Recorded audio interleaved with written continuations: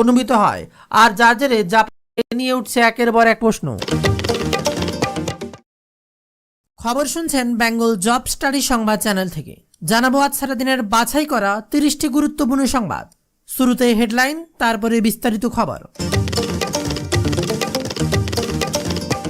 গুজরাটে পুলিশের জালে 3, ভারতের বিভিন্ন জায়গায় ছিল হামলার ছক, সন্ত্রাসের দমনে এবার বড় সাফল্য।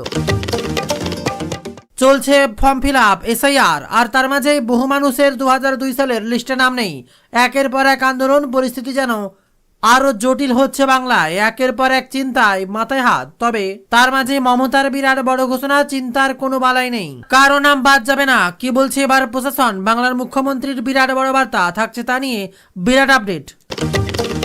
আর তারই মাঝে বিরাট বড় খবরের দিকে নজর রাখবো। আপনারা দেখছেন বেঙ্গল জব স্টাডি সংবাদ চ্যানেল। ইতিমধ্যে বিহারের রেজাল্ট, ভোট ভোট ভোট বলে গোটা দেশ যখন তোলপাড়, তারই মাঝে বিহারের এক্সিট পোল 2025 শেষ হয়েছে। বিহারের 2 দফার ভোট গ্রহণ, কে জিততে পারে আভাস দিচ্ছে এবার বুথ ফেরত সমীক্ষা।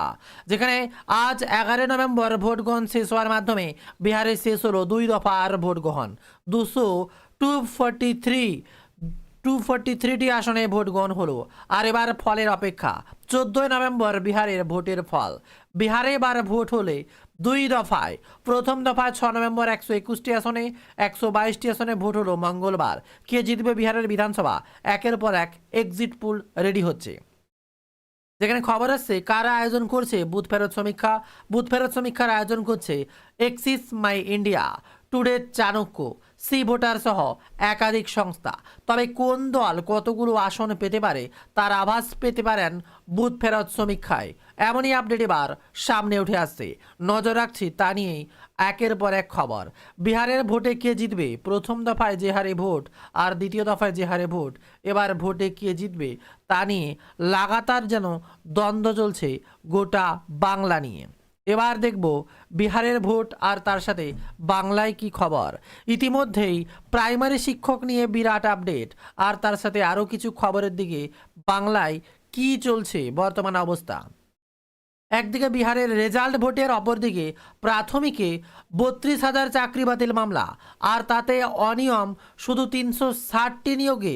দুর্নীতির তত্ত্ব আড়াল করছে নাকি রাজ্য? এই তথ্য সামনে উঠে আসতেই তোলপাড় গোটা বাংলা। এদিকে আবার বিরাট বড় খবর, রিটেন গার্ডেনে হাই অ্যালার্ট। এবার লালকেল্লায় যেখানে ভয়ানক বিপদ ঘটেছে, বিরাট বিস্ফোরণ লালকেল্লার সামনেই। আর এবার ইডেনে হাই অ্যালার্ট, ইডেন গার্ডেন্সে, যেখানে এই ঘটনার পর ঝুঁকি হতে পারে ইন্ডিয়া ভার্সেস সাউথ আফ্রিকার ম্যাচ। কি হবে অবস্থা? আর এমনই সময় হাসপাতাল থেকে ছাড়া পেলেন পার্থ চট্টোপাধ্যায়, জেল মুক্তি তার। আর তারপরে কি বলছেন তার দিকে নজর রাখবো। তবে যে খবরের দিকে সবার গোটা দেশের নজর, এসআইআর। কোনো কারণে যদি কোনো ব্যক্তি এসআইআরে ভুল করে ফর্ম ফিল আপ করে নেয়, তাহলে কি কি নিয়ম জারি হলো? তারা কি পুনরায় অনলাইনে আবেদন করতে পারবে, নাকি তাদেরকে আবার ফর্ম দেবে বিএলও? কারণ প্রত্যেকের জন্য 2টো ফর্ম ধার্য। তাই কি করা উচিত উঠছে তা নিয়েই একের পর এক গুরুত্বপূর্ণ তথ্য আপনাদের সামনে চলে আসবই। আর সেই সাথেই জানিয়ে দিই যে লেটেস্ট খবর, বাংলার মুখ্যমন্ত্রী বলছেন বিরাট আপডেট, বিনামূল্যে ভ্রাম্যমাণ স্বাস্থ্য ক্লিনিক চালু করলো রাজ্য সরকার। চিকিৎসা এবার দোরগোড়ায়, বিনামূল্যে ভ্রাম্যমাণ স্বাস্থ্য ক্লিনিক। আপনার বাড়ির দোরগোড়ায় পৌঁছে যাবে এবার স্বাস্থ্যকেন্দ্র। তবে আপনারা কারা কোথা থেকে খবরটি দেখছেন জাস্ট কমেন্টে লিখে জানান, যারা লাইভে ইতিমধ্যে খবরটি দেখছেন। আর তার সাথে বিহারের ইলেকশনে কে কত আসনে ক্ষমতায় আসতে পারে আপনাদের সমীক্ষাও আমরা জানতে চাই। কমেন্টে জাস্ট লিখে জানাবেন কে কতগুলো আসন পেয়ে ক্ষমতায় আসতে পারে। আর এবার একের পর এক বাংলার দিকে নজর রাখছি আমরা। কি হচ্ছে গোটা বাংলার পরিস্থিতি? একদিকে বিহার ইলেকশন, অপরদিকে এসআইআর, আর তার মাঝেই পার্থ চট্টোপাধ্যায় বাড়িতে ফিরলেন, আর বাড়িতে ফিরেই বললেন কিছু বলবো না। বিরাট আপডেট পার্থ চট্টোপাধ্যায়, আর তার সাথে বেহালায় পোস্টার পড়ে গেল আবারও আমরা পার্থকে চাই। মঙ্গলবার দুপুর প্রায় 3:30 নাগাদ নাকতলার বাড়িতে পৌঁছলেন এসএসসি নিয়োগ দুর্নীতি মামলায় প্রায় 3.5 বছর পর জেলবন্দি পার্থ চট্টোপাধ্যায়। প্রেসিডেন্সি জেল নয়, শারীরিক অসুস্থতার কারণে গত কয়েক মাস ধরেই বাইপাসের ধারে একটা হাসপাতালে চিকিৎসাধীন ছিলেন পার্থ চট্টোপাধ্যায়। মঙ্গলবার দুপুরে সেখান থেকেই নাকতলার বাড়ির উদ্দেশ্যে রওনা দেন তিনি। হুইল চেয়ার করে বেসরকারি হাসপাতাল থেকে বের করে গাড়িতে তোলা হয় তাকে। বিরাট তথ্য সামনে উঠে আসছে। সাংবাদিকদের মুখে একের পর এক প্রশ্ন, তিনি বললেন কিছুই বলবো না। মন ভেঙে গেছে নাকি তার? এদিকে আবার ভাইদের বলবো বোনেদের দেখে রাখতে। হাসপাতালের ভেতরে মহিলাদের সুরক্ষা নিশ্চিত করতে বার্তা দিলেন বাংলার মুখ্যমন্ত্রী মমতা বন্দ্যোপাধ্যায়। আর রাতের বেলা মেয়েরা যখন একটা ভবন থেকে অন্য ভবনে যান, সেই সময় অনেকটা সময় লাগে। যদি লোডশেডিং হয়ে যায়, অসুবিধা হয়, ধীরে ধীরে দেখতে হবে যাতে একটা ভবন থেকে অন্য ভবনে ডাইরেক্ট যাওয়া যায়। মুখ্যমন্ত্রী এদিন কার্যত উদ্বেগ প্রকাশ করে জানালেন, ভাইরা বোনেদের দেখে রাখবেন যাতে হাসপাতালের ভেতরে খারাপ কোনো ঘটনা না ঘটে। গোটা বাংলা সরগরম, পরিস্থিতি হাতের বাইরে। আর এদিকে বিহারের বুথ ফেরত সমীক্ষা ইতিমধ্যে হাজির। কারা কত বুথ ফেরত সমীক্ষা, যেন ভোটের যা শেষ হতে বাকি তারপরে এই সমীক্ষা চলে আসছে। সবারই মত যেন এনডিএর দিকে। কত আসছে ইতিমধ্যেই? কেউ বলছে এনডিএ পাবে 147 থেকে 167টি আসন বিহারে, আরজেডি পাবে 70 থেকে 90টি আসন, জেএসপি পাবে 0 থেকে 2টি আসন, আদার্স পাবে 2 থেকে 8টি আসন। কি হবে? এদিকে আবার পিপল ইনসাইট একের পর এক সি ভোটার কি বলছে? চাণক্য বলছে 130 থেকে 138 এনডিএ পাবে, আরজেডি পাবে 100 থেকে 108টি, জেএসপি 0 কোনো আসনই পাবে না, আদার্স পাবে 3 থেকে 5।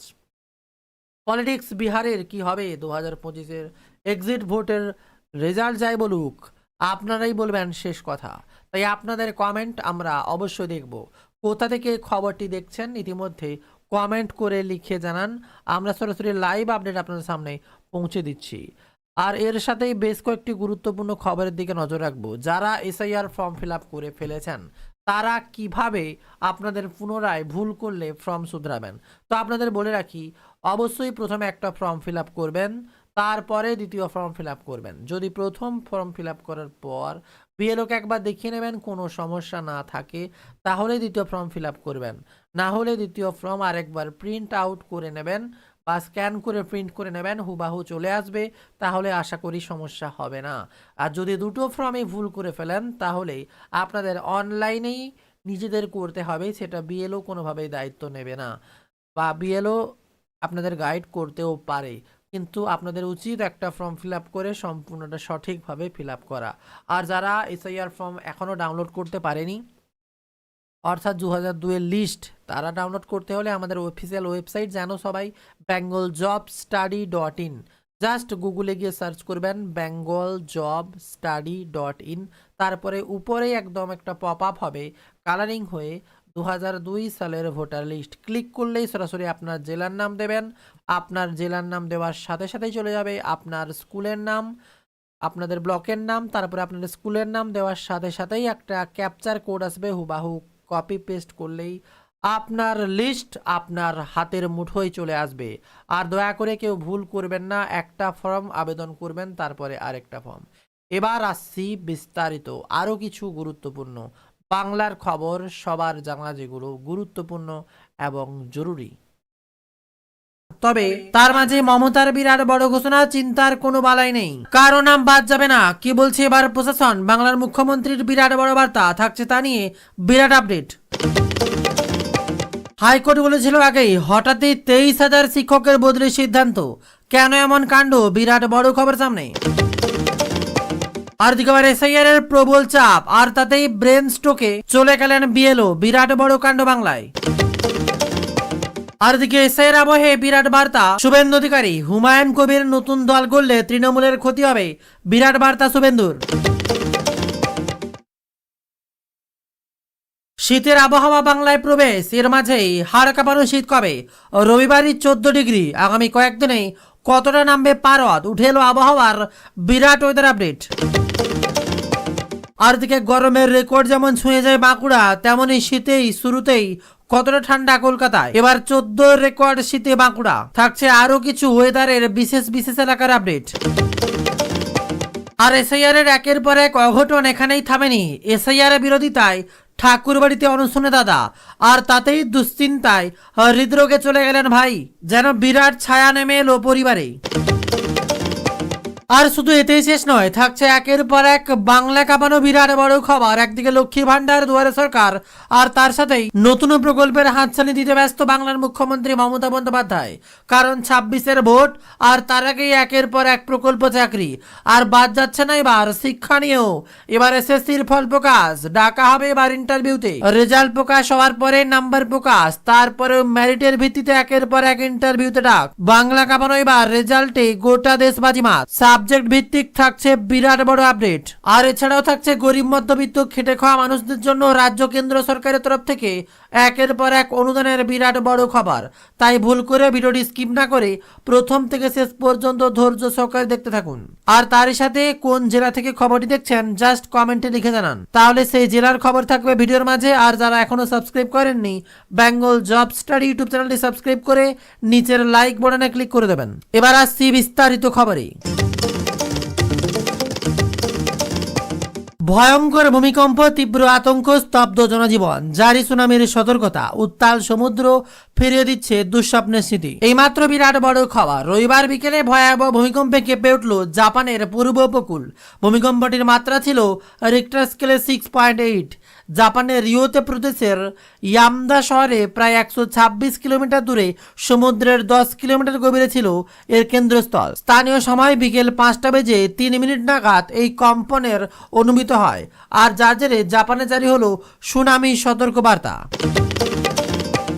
বিশেষজ্ঞদের মতে জাপান এমন এক অঞ্চলে অবস্থিত যেখানে প্রশান্ত টেকটনিক প্লেট এবং উখাত প্লেট পরস্পরের নিচে সরে যাচ্ছে। আর এতে চাপ বা টেনশন বাড়ে। হঠাৎ মুক্তি পেলেই বড় ভূমিকম্প হয়। বর্তমানে ভূমিকম্পের ঝাঁকও সেই চাপ মুক্তির ফলাফল।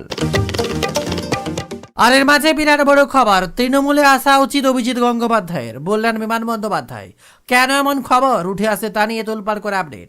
সম্প্রতি এক সংবাদ মাধ্যমে দেওয়া সাক্ষাৎকারেই অভিজিৎ গঙ্গোপাধ্যায় কেন্দ্র সরকারের দিকে আঙুল তুলেছেন। তার স্পষ্ট দাবি, বিজেপিতে যোগ দেওয়ার জন্য যে উদ্দেশ্য ছিল তা সফল হয়নি। আর তার জন্য বিজেপিকে দায়ী করছেন তমলুকের সাংসদ। সেই মন্তব্য ঘিরে এবার আলোড়ন গেরুয়া শিবিরে। বঙ্গবিজেপির তরফ থেকে তা নিয়েও বৈঠক হয়েছে, যেখানে 2024-এর লোকসভা নির্বাচনের আগেই বিচারপতি পদে ইস্তফা দিয়ে বিজেপিতে যোগ দেন কলকাতা হাইকোর্টের প্রাক্তন বিচারপতি অভিজিৎ গঙ্গোপাধ্যায়। একসময় বিচারপতি থাকাকালীন একে অপরের এক নিয়োগ দুর্নীতি মামলায় রায় দেন তিনি। তার নির্দেশে কেন্দ্রীয় সংস্থা পুরোদমে তদন্ত শুরু করে। আর সেই অভিজিৎকে এবার রাজনীতির ময়দানে দেখে সমালোচনা করেছিলেন অনেকে। বছর দেড়েক পর আবারও তিনি শিরোনামে। সম্প্রতি এক সংবাদ মাধ্যমে দেওয়া সাক্ষাৎকারে অভিজিৎ গঙ্গোপাধ্যায় কেন্দ্র সরকারের দিকে আঙুল তুলেছেন। তার দাবি, বিজেপিতে যোগ দেওয়া তার মূল উদ্দেশ্য ছিল তা সফল হয়নি। আর তার জন্য বিজেপিকে দায়ী করেছেন তমলুকের সাংসদ। আর সেই মন্তব্য ঘিরে আলোড়ন গেরুয়া শিবিরের অন্দরে। বঙ্গবিজেপি দপ্তরে এ নিয়ে বৈঠকও হয়েছে। এবার তাকেই তৃণমূলে যোগ দেওয়ার কথা বলছে স্পিকার। রবিবার বারুইপুর একটি দলীয় সভায় সে সাংবাদিকের মুখোমুখি হয়ে বিমান বন্দ্যোপাধ্যায় বলেন, অভিজিৎ গঙ্গোপাধ্যায়ের তৃণমূলে জয়েন করা উচিত। উনি যদি পশ্চিমবঙ্গের উন্নয়ন চান, ওর তৃণমূলে আসা উচিত। আর তা নিয়ে এবার রাজ্য রাজনৈতিক চাপানুতোর শোরগোল হচ্ছে গোটা বাংলা।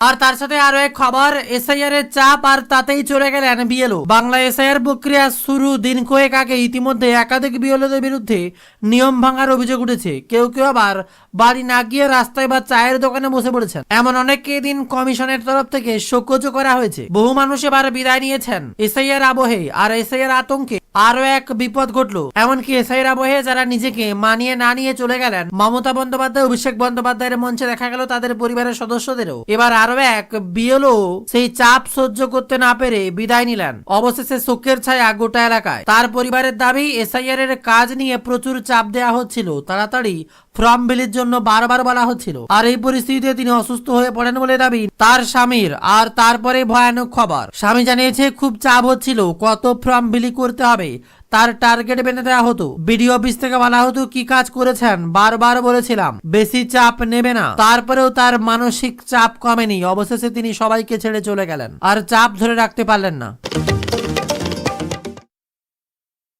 আর দিকে আবহাওয়ার বিরাট বড় খেলা। পশ্চিমের শীতের হাওয়ার দাপট, অপরদিকে রবিবার 14 ডিগ্রি। আগামী কয়েকদিনে কতটা নামবে পারদ। উত্তরবঙ্গ ক্ষেত্রে মালদা, রায়গঞ্জ তাপমাত্রা বাদ দিয়ে বাদবাকি জেলায় অস্বাভাবিকভাবে তাপমাত্রা প্রায় 4 থেকে 5 ডিগ্রি বেশি আছে, কিন্তু শনিবার থেকে রবিবার পর্যন্ত উত্তরবঙ্গের তাপমাত্রা সব জায়গাতেই 1 থেকে 2 ডিগ্রি কমেছে। আপাতত সর্বনিম্ন তাপমাত্রা খুব একটা হেরফের হবে না উত্তরবঙ্গে। শীত শীত আমেজ বুঝতে আর বাকি নেই। রবিবার সকালে ঠান্ডা হাওয়ায় ঘুম ভেঙেছে, সঙ্গে মিঠেল রোদ, তাপমাত্রার পারদ ক্রমশ কমছে। হাওয়া অফিসের রিপোর্ট বলছে আগামী কয়েকদিনে দুই বঙ্গেই শুষ্ক থাকবে আবহাওয়া। ধীরে ধীরে তাপমাত্রা অনেকটাই কমেছে। কলকাতার তাপমাত্রা 2 ডিগ্রি কমেছে। দক্ষিণবঙ্গে সব জায়গায় স্বাভাবিক থেকে প্রায় তাপমাত্রা 3 থেকে 4 ডিগ্রি পর্যন্ত কমেছে। তাই রবিবার কোন জেলায় কত তাপমাত্রা? কলাইকুণ্ডায় তাপমাত্রা স্বাভাবিকের থেকে কমে গিয়েছে। এদিকে আবার শ্রীনিকেতনে তাপমাত্রা প্রায় 14.5 ডিগ্রি সেলসিয়াস, বাঁকুড়ায় তাপমাত্রা 14.9 ডিগ্রি সেলসিয়াস, পুরুলিয়ায় প্রায়